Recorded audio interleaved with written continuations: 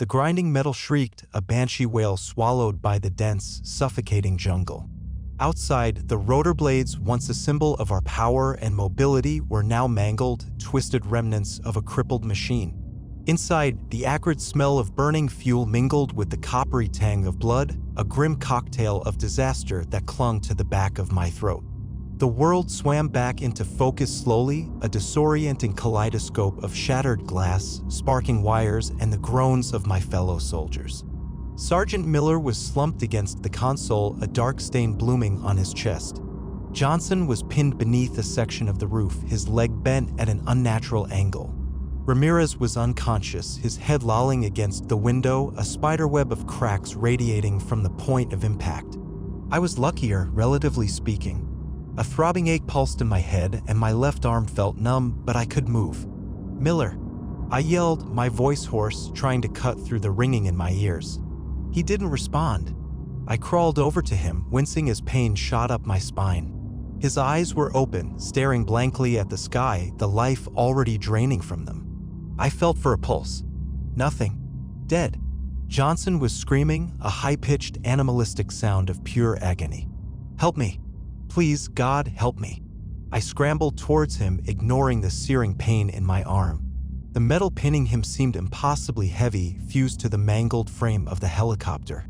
"Hold on, Johnson. I'm going to get you out." I strained against the wreckage, but it wouldn't budge. "It's no use," he screamed. Just kill me. Please. End it." His eyes were wild with fear and pain, pleading with me to do the unthinkable. I couldn't bring myself to take another man's life, even to end his suffering. I turned to Ramirez. He was still unconscious. At least he wasn't suffering. I had to get us out of here, all of us if possible. We were deep in enemy territory, miles from any friendly lines. Our only hope was to radio for help, but the crash had likely knocked out the comms. I crawled back to the console, ignoring the insistent throbbing in my head. The radio was a mangled mess of wires and broken circuits. Hopeless. We were alone. The jungle pressed in around us, a silent, watchful observer. The air was thick and humid, heavy with the smell of decaying vegetation and something else, something faintly metallic and unsettling. Suddenly, a twig snapped nearby. I froze, my heart pounding in my chest. "Who's there?" I yelled, my voice trembling despite my best efforts. Silence. Only the incessant chirping of insects and the rustling of leaves answered me. I grabbed my rifle, my hands slick with sweat. I scanned the surrounding vegetation, but saw nothing. It could have been an animal, a deer, or a wild boar. Or it could have been the enemy. We were sitting ducks, a crippled machine in the heart of their territory. I had to get us to safety, find some kind of defensible position. "Johnson," I said, trying to keep my voice steady. "I'm going to try and get you out, but I need you to stay calm." He whimpered, but nodded. I went back to the wreckage, pinning him, ignoring the pain that screamed through my body. I heaved and strained, pushing against the metal with every ounce of strength I possessed. Slowly, agonizingly slowly, the metal began to shift. Johnson screamed again, but this time it was a sound of relief. I managed to create a small opening, enough for him to wriggle free. I pulled him out and he collapsed onto the floor, sobbing. I helped him to his feet, supporting his weight as he leaned heavily on me. "Ramirez," I said, shaking him gently. "Ramirez, wake up." He groaned and his eyes fluttered open. He looked around, confused and disoriented. What happened?" "We crashed," I said. "We need to get out of here." I helped him to his feet as well, and together we stumbled out of the wreckage and into the jungle. The air was even thicker and more oppressive outside. The jungle loomed around us, a wall of green that seemed to watch our every move.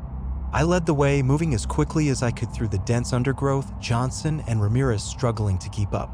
We needed to find shelter, a place where we could rest and regroup. As we moved deeper into the jungle, the sounds around us began to change.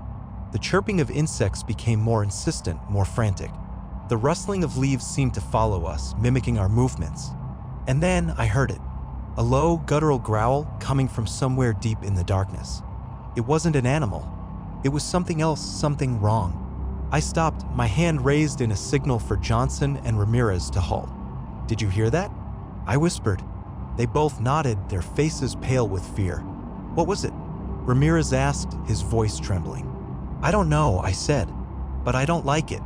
We continued to move, but now we were moving with a sense of dread, a feeling that we were being watched, that we were being hunted. The growling came again, closer this time. And then I saw it. A pair of eyes, glowing red in the darkness. They were watching us, unblinking, filled with a malevolent intelligence. I raised my rifle, my finger tightening on the trigger. "Whatever you do," I said, "don't scream." The eyes moved closer, and I could make out the shape of the creature that possessed them. It was tall and gaunt, with skin the color of dried blood. Its limbs were long and spindly, and its claws were like razors. Its face was a grotesque parody of a human face, with sharp, pointed teeth and a wide, cruel mouth. It was unlike anything I had ever seen before. It wasn't human, and it wasn't an animal. It was something else entirely, something that defied explanation. The creature lunged, moving with a speed that defied belief. I fired my rifle, the bullets tearing through the air. But the creature didn't even flinch. It swatted the bullets away as if they were insects. I realized with a sickening certainty that our weapons were useless against it. It was upon us in an instant, its claws slashing through the air. Johnson screamed, and the creature turned its attention to him. It grabbed him by the throat, lifting him into the air. Johnson struggled, kicking and clawing, but it was no use. The creature's grip was too strong. It snapped his neck with a sickening crack and then threw his lifeless body to the ground. Ramirez and I stared in horror, paralyzed by fear. The creature turned its gaze to us, its red eyes filled with hunger. It began to stalk towards us, its claws clicking on the ground. We knew that we were next. We turned and ran, our feet pounding against the earth. We plunged deeper into the jungle, hoping to escape the creature's grasp. But it was no use. It was faster than us, stronger than us. It was relentless. We could hear it behind us, its heavy breathing growing closer with each passing second. We stumbled and fell, scrambling to our feet and running again. We were exhausted, injured, and terrified. We knew that we couldn't outrun it forever. Finally, we came to a clearing. In the center of the clearing was a small, dilapidated hut. It looked abandoned, but it was our only hope. We ran towards the hut, praying that it would provide some kind of shelter. We burst through the door and slammed it shut behind us. We barricaded the door with whatever we could find, hoping to keep the creature out. The hut was small and dark, filled with the smell of mold and decay. There was a single window covered with a tattered curtain.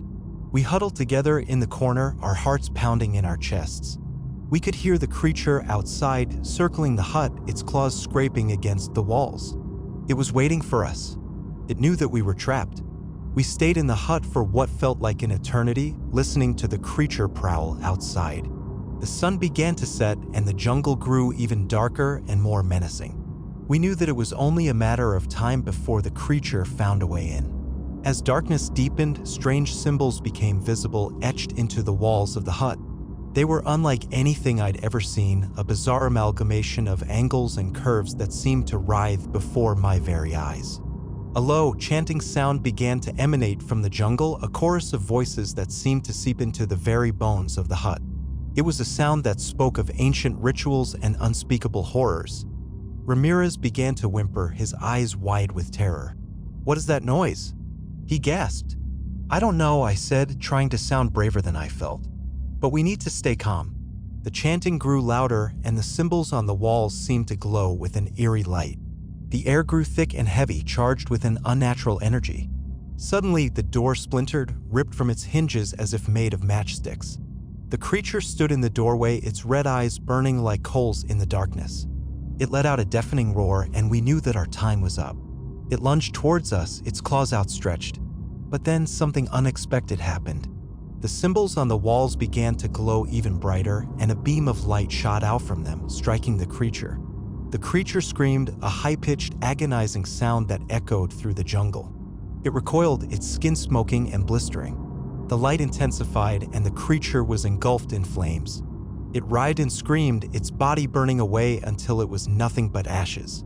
The light faded, and the symbols on the walls returned to their normal state. The chanting stopped, and the jungle fell silent. We stared in disbelief, our mouths agape. What had just happened? What was this place? I approached the wall, touching one of the symbols cautiously. It felt cold and smooth to the touch, like polished stone. As I touched it, a vision flashed through my mind.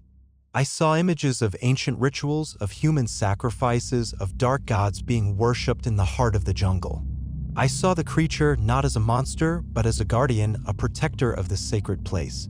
This hut, this clearing, it wasn't just a random spot in the jungle. It was a place of power, a place where the veil between worlds was thin. And we had stumbled into it. I recoiled from the wall, my head spinning. "We need to get out of here," I said, my voice trembling. Now. We didn't need to be told twice. We scrambled out of the hut and ran as fast as we could, putting as much distance as possible between us and that accursed place. We ran until we collapsed, exhausted and breathless, in a small ravine. We lay there for a long time, catching our breath and trying to make sense of what had happened. "What was that thing?" Ramirez asked, his voice barely a whisper. "I don't know," I said, "but I don't want to find out." We knew that we couldn't stay there.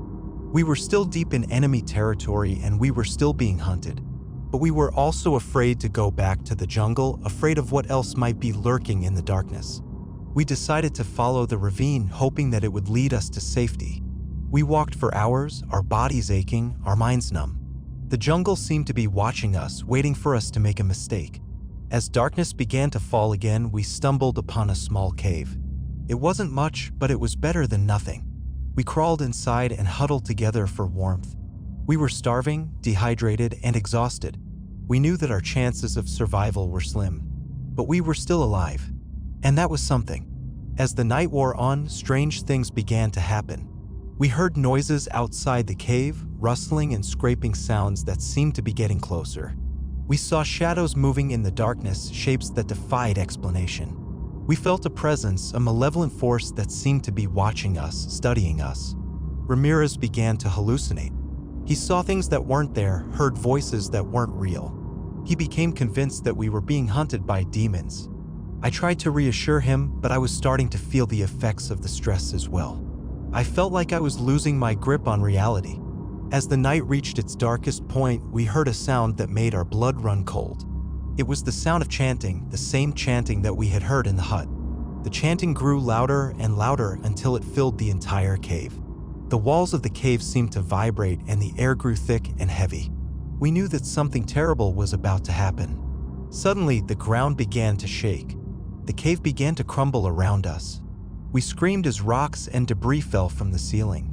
We scrambled out of the cave just as the entire structure collapsed behind us. We found ourselves standing in the middle of the jungle, surrounded by darkness. The chanting was deafening now, and the air was filled with an unearthly glow. We saw figures emerging from the trees, shadowy shapes that seemed to writhe and twist in the darkness. They were coming towards us, their eyes glowing with an evil light. We knew that we couldn't fight them. We were outnumbered, outmatched, and out of our minds.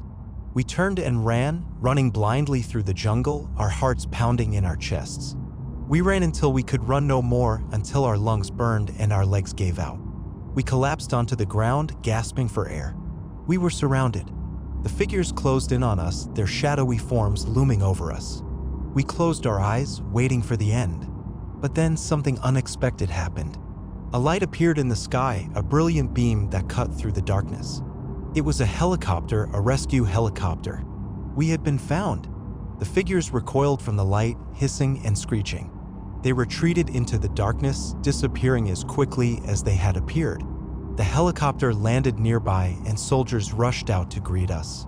They helped us to our feet and escorted us to the helicopter. As we boarded the helicopter, I looked back at the jungle. It seemed to be watching us, waiting for us to return. I knew that I would never forget what had happened there. I knew that I would never be the same again. Back at base, we were debriefed and given medical attention. Ramirez was taken to a psychiatric ward where he would receive treatment for his trauma. I was given a clean bill of health, but I knew that I was far from healed. The memories of the jungle, the creature, the chanting, the figures in the darkness, they would haunt me forever. I tried to explain what had happened, but no one believed me. They thought I was suffering from PTSD, that my mind was playing tricks on me. But I knew what I had seen. I knew that the jungle held secrets, dark and terrifying secrets. Secrets that were best left undisturbed. Weeks later, while still recovering, I pored over maps of the region, trying to pinpoint the location of the crash, the hut, the cave. The official reports listed the crash site, attributing it to mechanical failure compounded by pilot error. There was no mention of hostile fire, no acknowledgement of the other. But the coordinates they provided were wrong. Deliberately, subtly wrong, placing the crash a few kilometers from where it actually occurred in a less sensitive area. The true location, I realized with a growing sense of dread, was being erased. Officially, we had crashed in a patch of unremarkable jungle. Officially, nothing unusual had happened. But I knew the truth.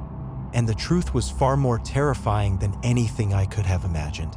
Driven by a need to understand, to somehow make sense of the madness I had witnessed, I began researching the history of the region, delving into ancient texts and local folklore.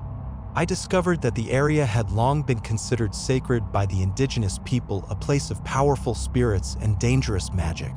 They spoke of a creature that guarded the land, a being of immense power and terrifying cruelty. They warned against entering the jungle, against disturbing the ancient spirits. But their warnings had been ignored. The war had brought outsiders to the region, outsiders who had no respect for the land or its traditions. And now we had paid the price. The more I researched, the more I realized that we had stumbled upon something ancient, something evil. The creature wasn't just a random monster. It was a guardian, a protector of a place that had been defiled. And we had been caught in the middle. I knew that I couldn't let it go. I had to find out more, had to understand what we had awakened.